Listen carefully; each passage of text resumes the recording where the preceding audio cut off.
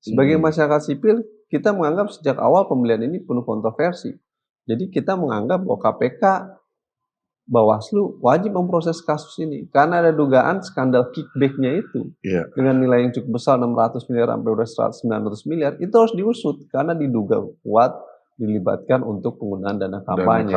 Perlu dicatat dalam kasus korupsi, kickback itu walau Anda udah dibatalkan atau ditunda, andaikan kickback itu terjadi itu tetap korupsi loh. Ini yang penting. Andaikan Anda sudah mendapatkan kickback berarti terjadi praktik korupsi. Sejak Pak Prabowo menjadi Menteri Pertahanan, memang banyak persoalan yang menunjukkan Kementerian Pertahanan ini menjalankan orientasi pertahanan dan pengadaan alutsistanya itu berada dalam ruang-ruang gelap dan ruang remang-remang.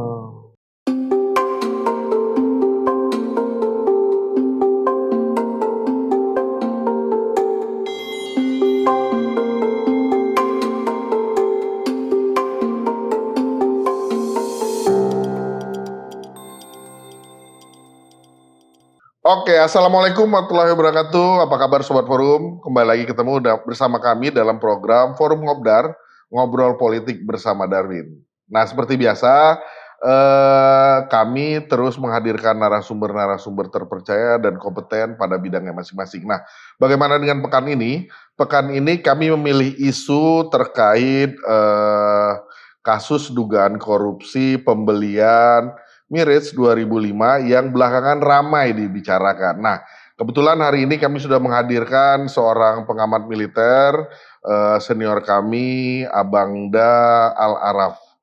Bang, apa kabar Bang? Baik Mas, Assalamualaikum warahmatullahi wabarakatuh. Salam. Alhamdulillah. Bang, makasih udah mau hadir di tengah-tengah kami. Pasti saya tahu Abang belakangan ini sibuk banget ini ketika isu itu mencuat ya. Saya dengar Abang di berbagai podcast gitu, berbagai studio gitu ya Bang. Bang, sebenarnya gimana sih Bang kasus dugaan korupsi pembelian Mirage ini? Ya, pertama kan ada informasi dari media internasional bahwa ada proses investigasi dari lembaga Uni Eropa ya, Greco terkait dengan adanya praktek penyimpangan dalam pembelian pesawat Mirage, ya, khususnya yang melibatkan Menteri Pertahanan Pak Prabowo. Nah, proses investigasi itu menurut data sumber informasi itu sedang berjalan. Itu yang pertama. Yang kedua adalah pertanyaannya, apakah memang ada upaya untuk melakukan pembelian Mirage yang dilakukan oleh Pak Prabowo? Karena kan ini hari ini kemarin jubir membantah, tim kuasa hukum membantah bahwa ada pembatalan lah, ada penundaan lah terkait hal ini. Nah, untuk hal itu maka saya ingin mendudukan satu persatu nih perkaranya Mas kira-kira sebelum nanti masuk ke soal skandal. Bahwa benar memang Menteri Pertahanan di Kementerian Pertahanan ingin melakukan pembelian terhadap Mirage. Itu sesuatu yang tidak bisa dibantah. Jadi ini bukan sekedar isu, tapi memang benar ya Bang? Isu, memang Menteri Pertahanan yang membeli Mirage pada tahun 2003. Itu tertuang gitu ya, dari informasi yang saya terima dalam sebuah surat kontrak nomor 181 PLN 1 2023 AU telah menandatangani kesepakatan pembelian Mirage 2005 sebanyak 12 unit dari pemerintah Qatar. Ya. Nilai total kontrak adalah sebesar 790 juta US dollar, di mana harga per satu unit pesawat kira-kira adalah sebesar 66 juta US dollar. Harga ini sudah termasuk 12 Mirage 2005, 9 single seat tadi itu, dan lain sebagainya. Jadi kira-kira itu. Nah, pertanyaannya adalah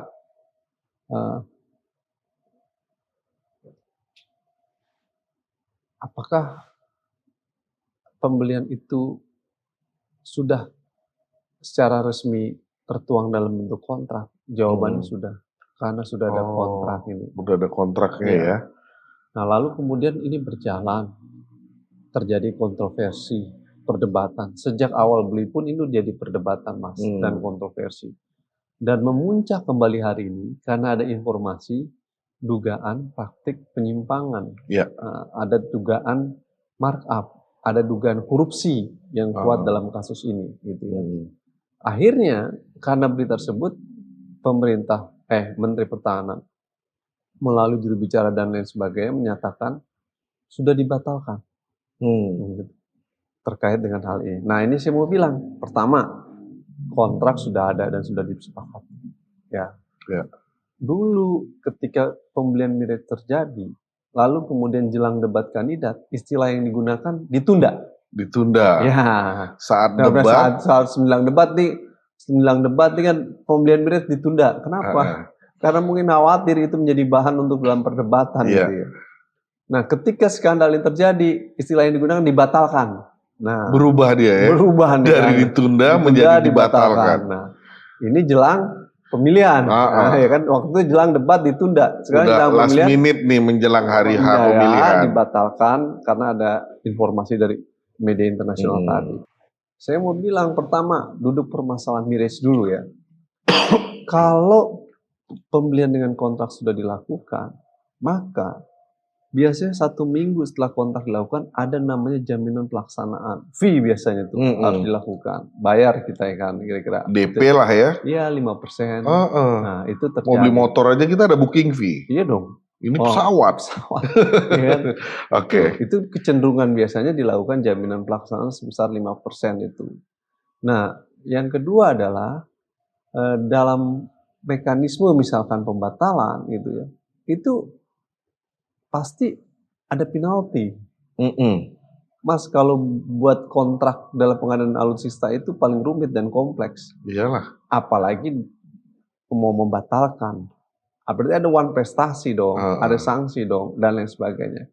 Jadi menurut saya ada sesuatu yang ditutupi dari kosakata pembatalan dan penundaan. Menurut saya ini hanya ingin mengaburkan situasi dan kondisi persoalan ini yang telah mendapatkan sorotan publik gitu.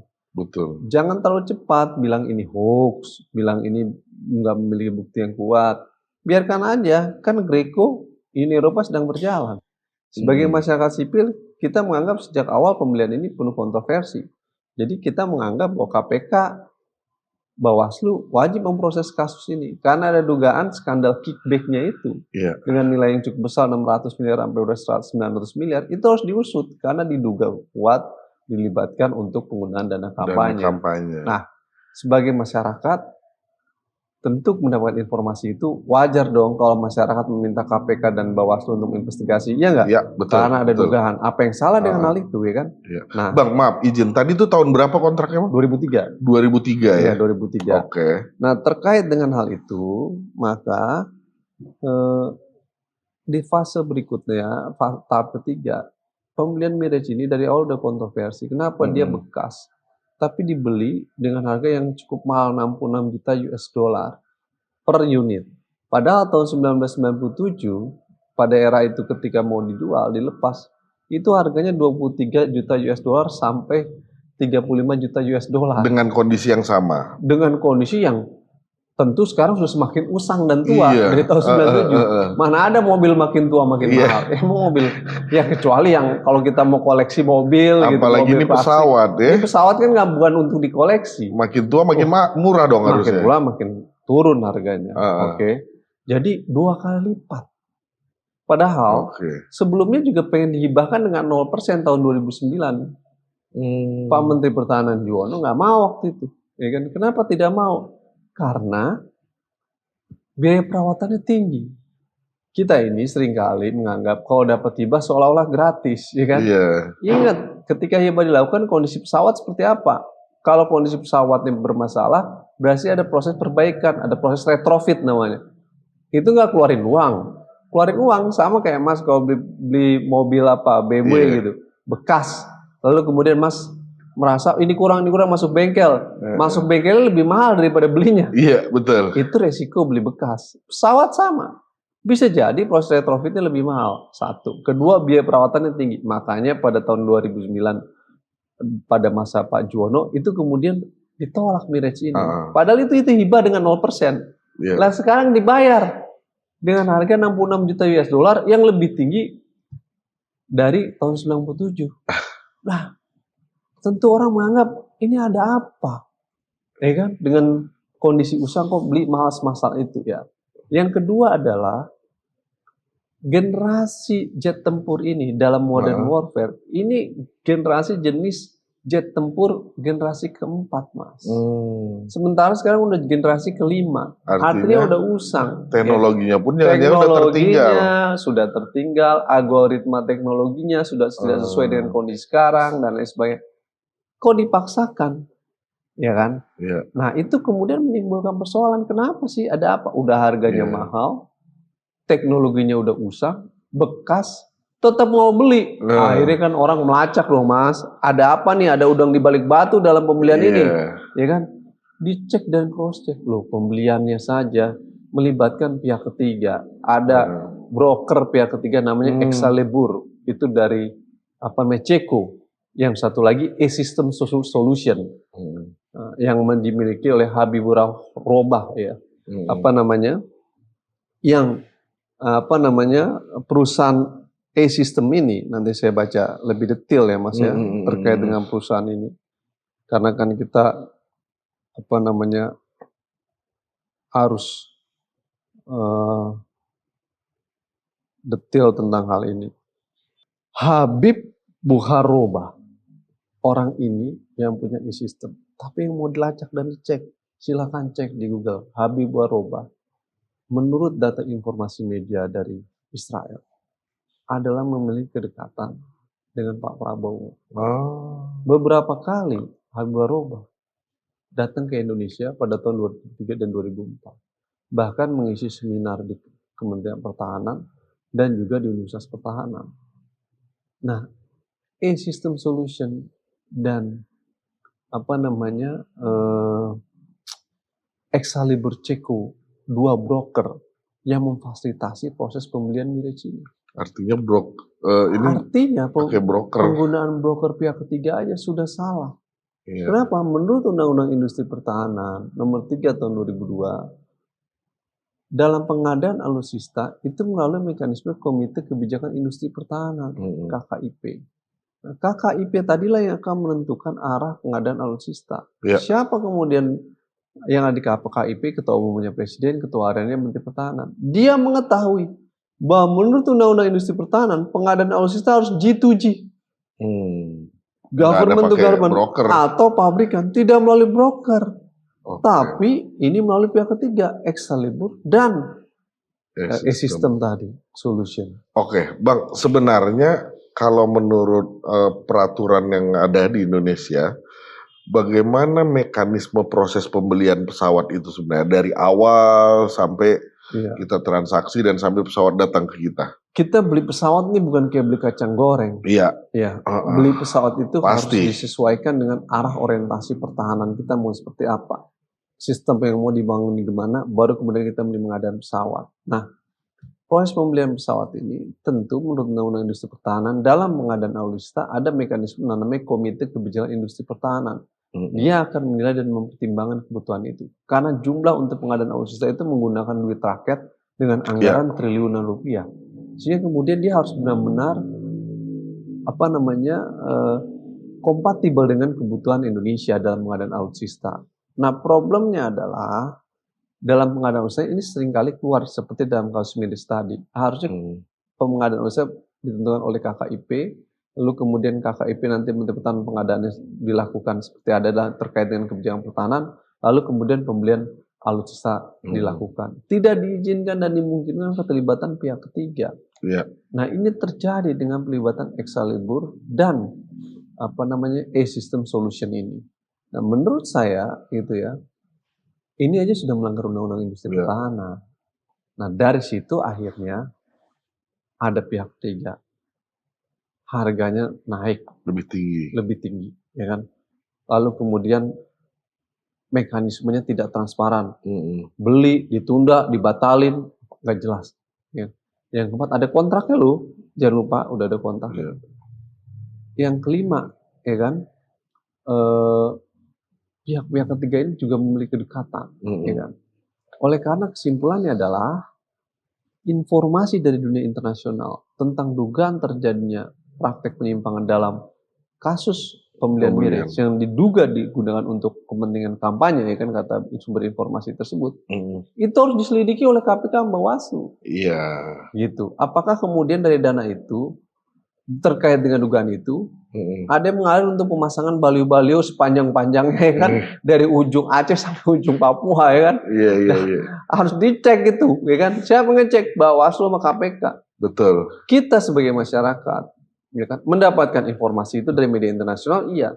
Tapi jauh sebelum itu kita udah menilai, ya kan, teknologinya udah usang, harganya tinggi, melibatkan pihak ketiga, ya kan, tidak transparan dan akuntabel, ya kan.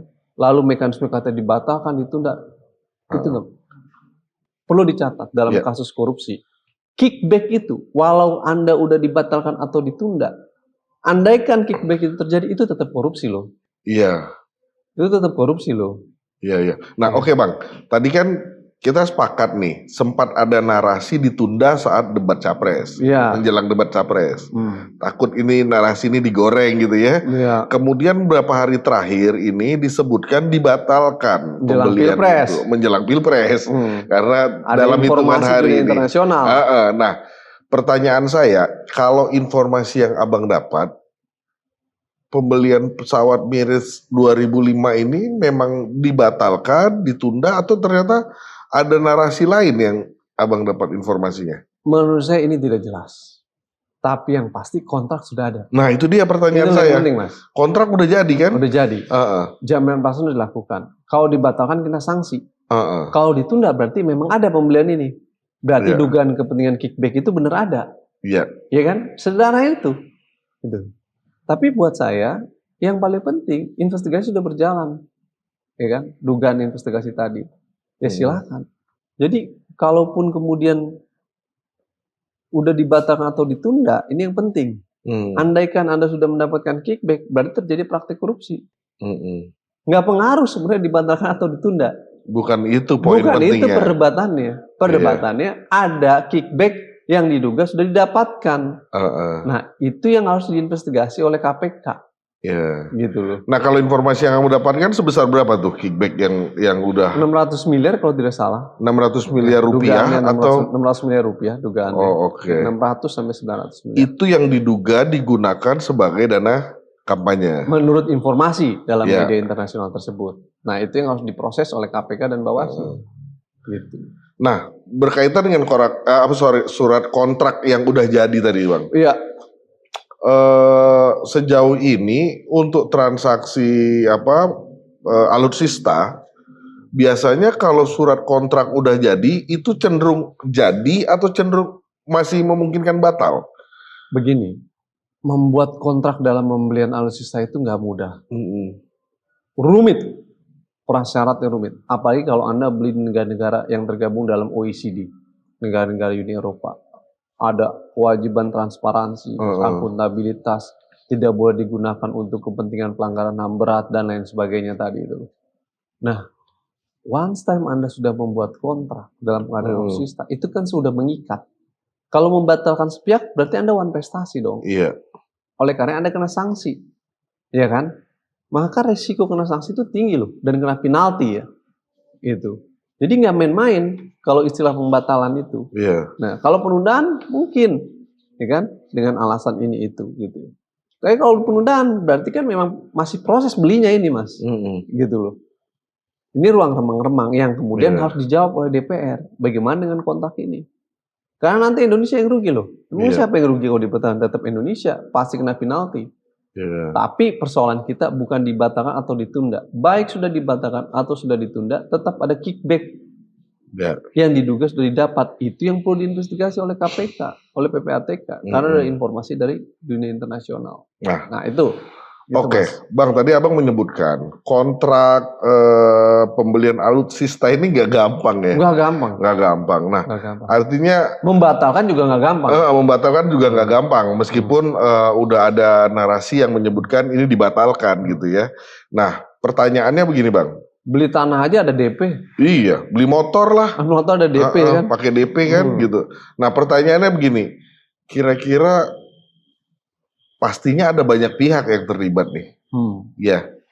menurut kacamata Abang, kira-kira yang terlibat di dalam kasus dugaan korupsi pembelian pesawat ini, itu selain Menteri Pertahanan ada melibatkan bahkan ada partai kah misalnya gitu, atau ada di luar Menteri Pertahanan siapa aja yang Saya belum sejauh itu, harus dibongkar.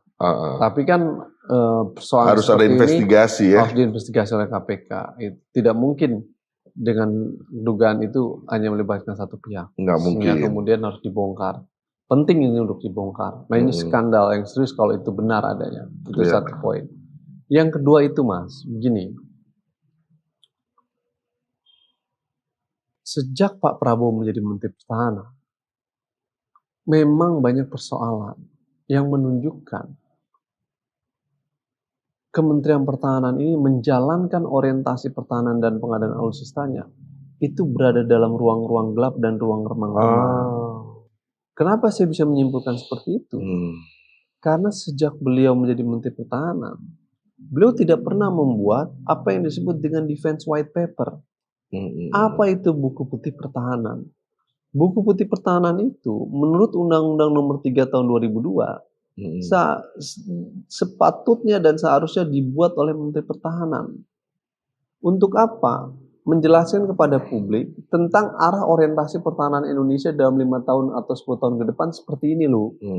Sehingga publik tahu ancamannya seperti apa, kekuatan utama yang akan dilakukan seperti apa, kondisi kita seperti apa, gitu.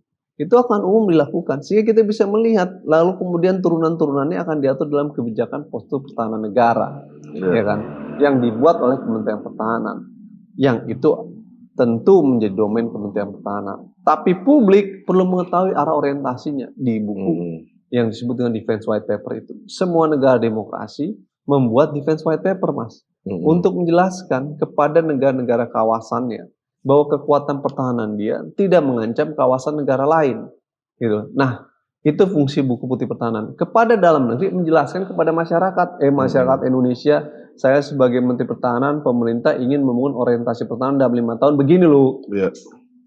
Sebagai wujud apa, Mas? Prinsip good governance, transparansi dan akuntabilitas. Kenapa? Karena sektor pertahanan itu sifatnya public goods, barang publik. Karena dia barang publik, maka ya publik harus mengetahui apa-apa yang menjadi arah orientasi pertahanan. Kenapa? Karena pembelian alutsista pakai pajak rakyat melalui APBN. Oleh karena kita berhak untuk mengetahui untuk kepentingan publik agar publik yakin bahwa saya aman dalam 5-10 tahun ke depan karena orientasi pertahanan begini, ancamannya begini. Itu pentingnya buku putih pertahanan. Sehingga orientasi pengadaan alutsista kira-kira begini. Nah ini nggak dibuat oleh Pak Prabowo. Artinya terakhir prosesnya dibuat harus transparan ya. Sejak awal menjadi Menteri Pertahanan, ini harus dibuat buku putih pertahanan untuk memperlihatkan kepada masyarakat tentang transparansi dan akuntabilitas sektor pertahanan. Terakhir dibuat pada masa Pak Riamizat Tiakudu. Karena buku putih pertahanan nggak ada, akhirnya kita gelap. Ini 5 tahun mau ngapain ya arah pertahanan? Bener nggak? Semua orang nggak tahu. Tiba-tiba ujuk-ujuk ada keinginan 1.700 triliun. Ya kan dulu ada isunya diambil di depan untuk belanja alutsista ya kan. Lalu yang kedua ada keterlibatan pihak ketiga pada tahun 2021 melalui surat Menteri Pertahanan loh untuk menunjuk PT TMI sebagai permain dalam defense akuisisi. Loh, buat apa ada PT TMI? Menurut Undang-Undang Industri Pertahanan, pengadaan alutsista itu melalui KKIP. Kenapa harus dibuat PT TMI ketika surat itu disampaikan kepada Rosoboron? Ini sesuatu yang aneh. Ini yang kita sebut sebagai broker, kita sebut sebagai pihak ketiga, gitu. Dan itu disuat dari surat Menteri. Lalu kemudian ada PT Agrinas yang juga dibuat, yang kemudian terlibat dalam kasus food aid state di Kalimantan Tengah yang gagal. Terjadi kemudian kerusakan lingkungan, kayunya hilang entah kemana ya kan. Lalu kemudian nanam singkong jadi jagung. Nah itu yang dibuat oleh Menteri Pertahanan, PT TMI dan PT Agrinas. Itu pihak-pihak ketiga di dalam domain itu. Dulu ribut terus. Lalu kemudian akhirnya muncullah berbagai persoalan termasuk skandal Mirage ini. 2005. Yang menurut informasi media internasional sedang proses investigasi tentang kasus ini. Ya kan? Yang nggak kecil-kecil ini duitnya Mas. Duit besar, kickbacknya dan lain sebagainya. Dan dengan harga yang mahal. Dan oleh karena itu sederhana, kalau Anda membangun Pertahanan sejak awal tidak menjelaskan tentang arah orientasi pertahanan Anda di dalam Defense White Paper, maka publik menganggap bahwa Anda sedang ingin membangun ruang pertahanan dalam ruang-ruang gelap dan ruang remang-remang. Pertanyaannya ada apa? Ada udang di balik batu. Iya. Kalau misalnya ini terus menguak, Bang. Iya. Terbuktilah ternyata memang ada pelanggaran nih. Iya. Di dalam pembelian pesawat Miris 2005 ini gitu. Kira-kira akankah Menteri Pertahanan saja yang dianggap bersalah atau kemungkinan ada pihak lain? Ya, pertama kalau kemudian ini benar ada dugaan penyimpangan, lalu benar bahwa dugaan menurut media internasional digunakan untuk dana kampanye, maka tentu harus dilacak oleh Bawaslu apakah dana korupsi itu mengalir dugaan dana korupsi ke dalam proses kampanye. Kalau terjadi menurut undang-undang diskualifikasi loh. Iya. Ya kan, penggunaan dana korupsi dalam untuk kepentingan kampanye kan tidak diperbolehkan seharusnya dan sepatutnya. Oke.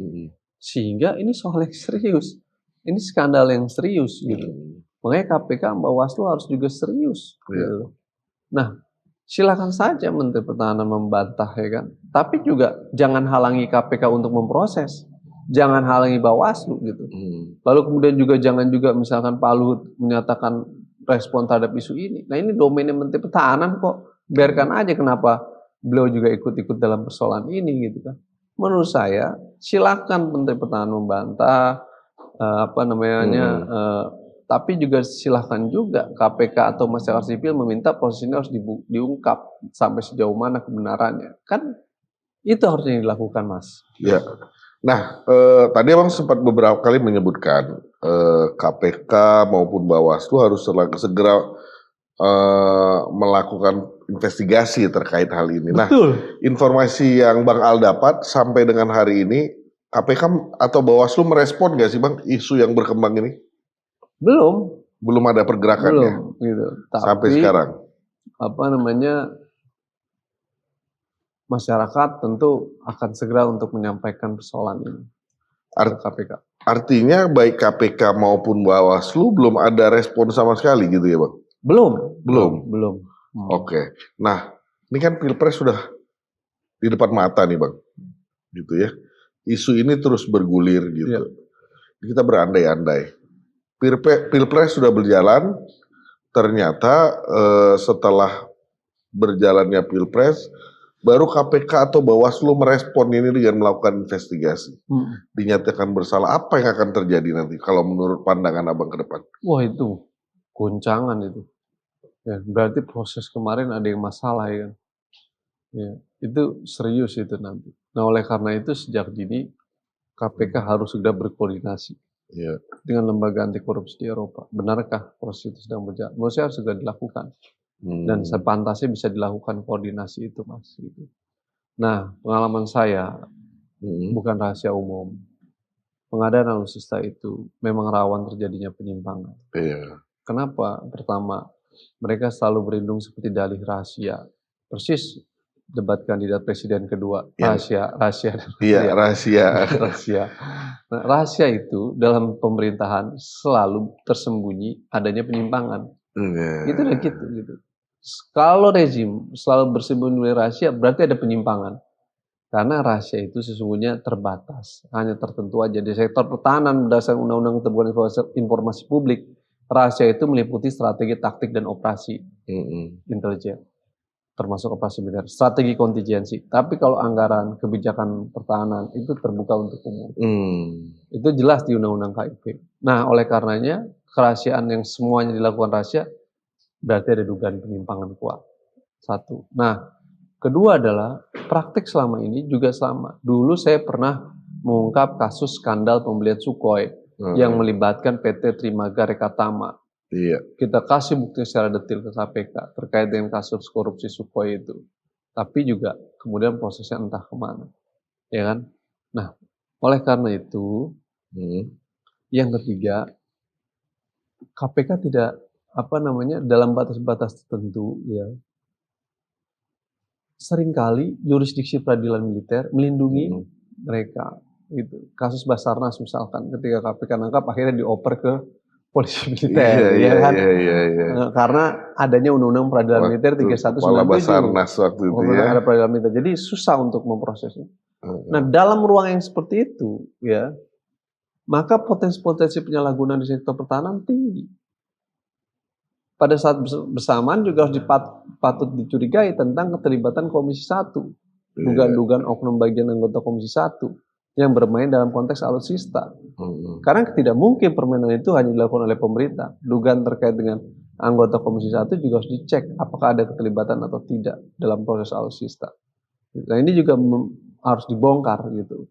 Nah, kenapa ini jadi penting, Mas, untuk dibongkar? Karena kalau praktek penyimpangan dan korupsi itu terjadi di sektor pertahanan, siapa yang menjadi korban? Prajurit, Mas. Prajurit. Pesawatnya jatuh. Iya. Kapal selam tenggelam. Kenapa? Karena harusnya beli alutsista yang battle proven, yang baik, ini beli alutsista dalam kondisi underspec, di bawah standar. Akhirnya dengan usia yang udah tua, bekas. Para prajurit menggunakan resiko kecelakaan tinggi. Kasihan loh. Para prajurit dikorbankan dalam permainan alutsista. Saya selalu bilang, janganlah kalian bermain di sektor pertahanan dalam pengadaan alutsista. Karena korbannya itu para prajurit. Korbannya itu masyarakat juga. Betul. Kenapa ini harus disuarakan? Untuk mendorong, memastikan bahwa prajurit aman dalam menggunakan alutsista. Supaya tentara profesional, supaya modern. Permainan-permainan seperti ini harus dibongkar dan diungkap. Kita, ya Mas tahulah, seringkali membeli bekas itu ujungnya nggak dipakai. Dari Jerman dapat tiba kapal pada masa ABY mangkrak. Ya kan? Sekian banyak. Lalu beli F-16 juga bekas tiba akhirnya mangkrak. Bisa tulusin, sebagian nggak bisa karena rusak. Udahlah. Ini pada akhirnya semua permainan. Karena kalau beli bekas itu harganya nggak tahu, nggak pasti. Proses retrofitnya juga nggak tahu berapa angkanya, ya kan? Mas kalau beli mobil ya kan dulu sama dibeliin mobil misalkan anak atau orang tua dulu, mobilnya berapa harganya? 50 juta. Terus perbaikan bengkel berapa? 50 juta juga. Padahal perbaikan bengkel cuma 60 juta. 40 jutanya masuk kantong. Ya kan? Oh ya udah dah. Lah nggak ada, tinggal ngomong orang bengkel tulis dong 50 juta, ya kan? Nggak ada standar. Itu masih di mobil ya, apalagi pesawat. Juta-juta US dollar. Nilainya miliaran-miliaran. Artinya angkanya nggak kecil ini. Waduh, fantastis Mas. Merinding kita kalau melihat angka-angka ini. Satu unit aja tadi berapa? 66 juta US dollar. Padahal harga dulunya cuma 23 sampai 35 juta US dollar paling tinggi. 2 kali lipat. Itu berapa tahun lalu, ya kan? Orang harusnya makin turun makin naik harganya. Memang mau dikoleksi pesawatnya. Iya kalau barang antik mobil tahun 1945. Itu 1 unit ya. Sementara ini mau dibeli 12 unit. Hitung aja. Luar biasa. Gitu. Iya. Luar biasa ini. Nah Bang, mungkin ini pertanyaan terakhir. Kira-kira Abang sebagai seorang pengamat militer gitu ya. Harapannya terkait kasus Mirage ini seperti apa sih Bang? Harapan saya pertama KPK harus proaktif. KPK proaktif. Bongkarin, jangan diam. Kalau KPK diam dalam kasus ini berarti benar dugaan masyarakat bahwa KPK berada dalam bayang-bayang kekuasaan rezim. Tapi kalau KPK berani proaktif berarti KPK benar independen, masih punya tarik. Ujian kasus Mirage adalah ujian buat KPK. Sederhana sekali. Koordinasi aja dengan lembaga anti korupsi di Eropa. Bagaimana tentang hal ini kondisinya? Nah, itu harus dilakukan. Nah, menurut saya ini penting. Yang kedua adalah prosesnya harus diawasi oleh masyarakat secara umum. Karena duit bukan duit yang kecil, duit yang fantastis. Dan menurut saya perdebatan batal ditunda itu perdebatan yang bukan pokoknya. Mau dibatal ditunda ada dugaan terkait dengan kickback. Dan kickback sudah terjadi menurut informasi media internasional tadi. Nah, dugaan kickback itu tadi yang harus diproses secara lebih lanjut. Artinya kalau kickback ini udah kemungkinan bukan batal lagi ya. Harusnya tetap berjalan ya. Susah untuk ngomong batal. Ya mungkin ditunda. Ya kan? Nah, ini kan karena soal momen politik pemilu saja. Diskursusnya heboh karena media internasional begini-begini dan harganya terlalu tinggi. Ya, kita lihat aja nanti mana yang benar. Maka menurut saya KPK yang harus di depan. Masyarakat harus mengawasi, melaporkan tentang persoalan ini. Karena ada dugaan hal ini juga terkait dengan informasi terkait penggunaan dana kampanye dan lain sebagainya. Itu dugaan itu harus dijawab oleh Bawaslu. Iya. Bawaslu juga jangan diem gitu loh. Bawaslu ini kerjanya apa kalau cuma Iya. semua hal diem. Jadi menurut saya Bawaslu harus juga proaktif apakah benar tentang hal itu. Jadi ini semua harus dibongkar ya persoalan ini secara tuntas gitu. Artinya ke depan dalam konteks permasalahan ini kita menunggu bagaimana pergerakan KPK dan Bawaslu, dua Iya. lembaga ini Iya, terkait kasus ini Bang ya. iya. Oke. Kasus ini harus dibongkar bukan buat kita, bukan hanya buat Mas, bukan hanya untuk kepentingan publik, tapi tahu yang lebih utama untuk memastikan rasa aman buat para prajurit supaya mereka menggunakan alutsista yang battle proven, alutsista yang baik, bukan alutsista yang bekas, alutsista yang kemahalan Iya, harganya, iya. bukan alutsista yang penuh dengan permainan pihak ketiga. Kasihan Oke. para prajurit berada dalam kondisi yang menggunakan alutsista yang penuh dengan Tidak layak. tidak layak. Jadi kita ingin agar mereka punya alutsista yang benar-benar kuat dan modern. Gitu Iya. sih Mas. Oke Bang Al, kita Thank minum you, dulu thank nih you. Bang. Gak terasa udah setengah jam lebih kita ngobrol nih Bang. Menarik memang ya. Alhamdulillah. Bang, terima kasih banyak Thank udah you. mau berbagi Sama-sama. dengan kami gitu ya. Sama-sama. Semoga apa yang menjadi bahasan kita tadi ini menjadi buat menambah ya pemahaman masyarakat terkait dugaan kasus korupsi Miris 2005 ini. Terima kasih banyak Bang udah mau Thank you. hadir bersama kami. Sama-sama. Semoga sehat selalu dalam keadaan dilancarkan segala usaha dan kegiatannya. Amin. Sobat Forum, itu tadi obrolan kami dengan Kakanda Al-Araf, pengamat militer. Ingat, 14 Februari adalah momen pencoblosan kita. Gunakan hak suara Anda, jangan sampai suara kita diselewengkan untuk hal-hal yang tidak kita inginkan. Terima kasih. Assalamualaikum warahmatullahi wabarakatuh.